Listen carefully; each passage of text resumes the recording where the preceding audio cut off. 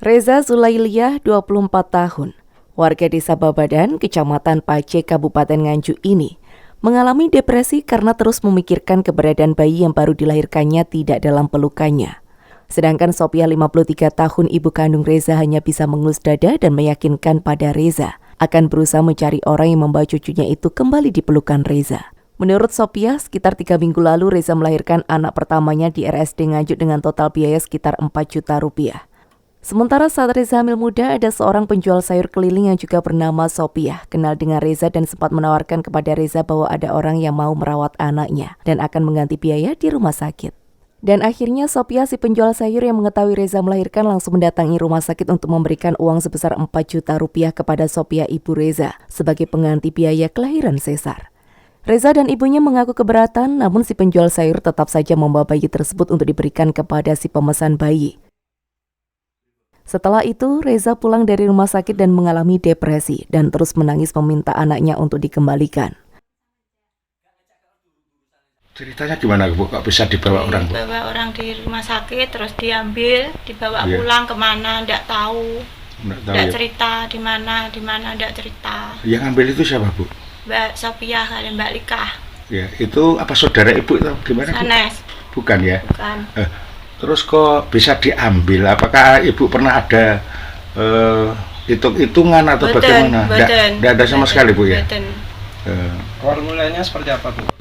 Niku Mbak Yah niku mara teng mriki mboten Iya. panggihan kula. Iya. Terus wingine binjing malih ngoten panggihan kula teng kene niku Mbak Lik niku sanjang Iya. ngoten to. Terus niku nggih kejadian niku.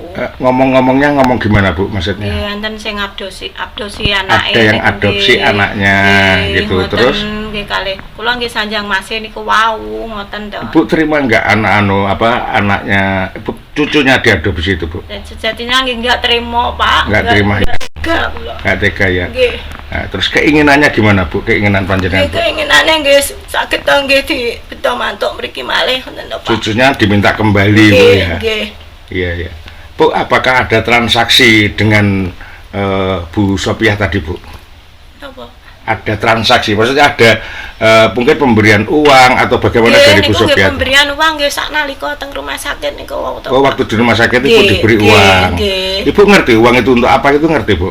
Terus saya wangsul gantose kok biayane operasi. Oh, niku. biaya di rumah sakit, Nggih, gitu ngoten, ya. Nggih. Iya.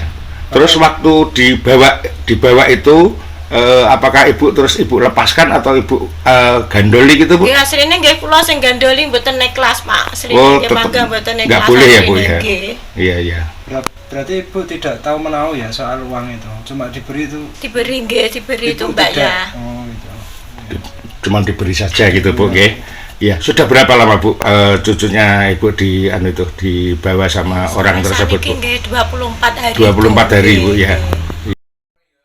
Sementara Hadi, salah satu tetangga Reza, mengaku ia sudah menemukan si pemesan bayi dan meminta kembali anaknya Reza dengan sanggup mengembalikan uang sebesar 4 juta rupiah dan ditambah 1 juta lagi dengan maksud agar si pemesan mau mengembalikan bayi tersebut ke orang tuanya. Namun si pemesan bayi malah meminta uang tebusan sebesar 24.700.000 rupiah. Namun keluarga Reza hanya mampu memenuhi 5 juta rupiah saja sehingga tidak ada titik temu. Adapun perincian biaya yang diminta oleh si pemesan bayi adalah biaya rumah sakit dan kontrol 4 juta, transport ambil ari-ari 200.000, transport ambil bayi 200.000, brokohan 500.000, akikoh dan sepasaran 6 juta. Kontrol dokter dan transport 500.000, imunisasi dan transport 500.000, perlengkapan bayi 4 juta, susu pampers 800.000, dan jasa baby sister 3 juta, serta jasa jaga bayi pada malam hari 5 juta. Dimintai tolong, Pak, Iya, diminta tolong untuk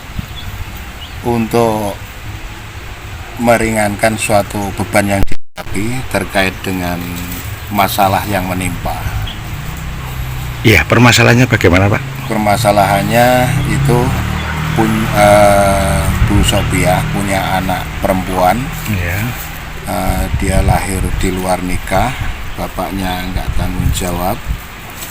Nah, di situ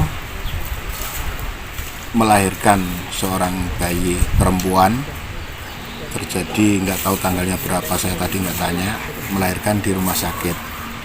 Di saat melahirkan di rumah sakit, bayi tersebut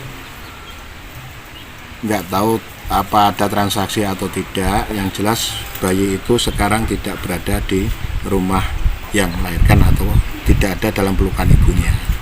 Nah, setelah saya telusuri ini tadi dimong ya istilahnya, dipelihara oleh seseorang, nggak tahu itu statusnya sudah diadopsi atau belum. Itu tadi berada di Desa Gondang, Kecamatan Pace, di tempatnya di rumah Pak Jamari kalau nggak salah. Nah ini tadi alhamdulillah saya sudah bisa sowan ke rumah Pak Jamari dengan niat baik-baik, dengan tujuan kekeluargaan. Namun demikian sepertinya masih mengalami jalan buntu. Iya. Itu, Pak. Sejauh ini Pak, upaya yang sudah dilakukan yaitu menemui dari keluarga tersebut. Kegagalan mediasi tersebut karena apa Pak? Karena ada faktor bukan ganti rugi tetapi mengembalikan sejumlah uang yang telah dikeluarkan oleh keluarga Pak Jamari untuk biaya-biaya selama merawat bayi tersebut, kurun waktu sekitar 24 hari terhitung mulai dari melahirkan hingga hari ini, tanggal berapa ini tadi. Nah, dengan sejumlah nominal yang disebutkan, yang tertulis diuraikan dalam catatan itu dari pihak Bu Sopiah tidak mampu dengan nominal tersebut.